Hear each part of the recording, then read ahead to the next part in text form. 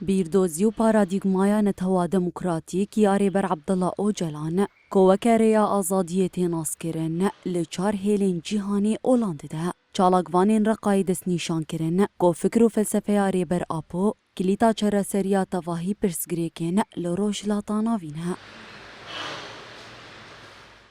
القائد عبد الله أوجلان هل يمكن أن يكون حل؟ فكر وفلسفة ريبر أبو كليتا چارەسەریە تەواهی پرسگرێکن لە ڕۆژهەڵاتە ناوینە ئەم بە فکر و فەلسەفەیە رێبەر عەبدوڵڵاه ئۆجەلان هەنا فکرێ رێبەر ئاپۆ خۆدەسپێرە ژیانە هەڤبەش براتیا گەلان و نەتەوا دەموکراتیک رێڤەبەریە خۆسەرجی لەسەر فکر و فەلسەفەیە رێبەر ئاپۆ هاتیە ئاواکردن مافێ تەواهی گەلان دوێ رێڤەبەریەدا تێپاراستن لكافة المكونات الموجودة بشمال شرق سوريا.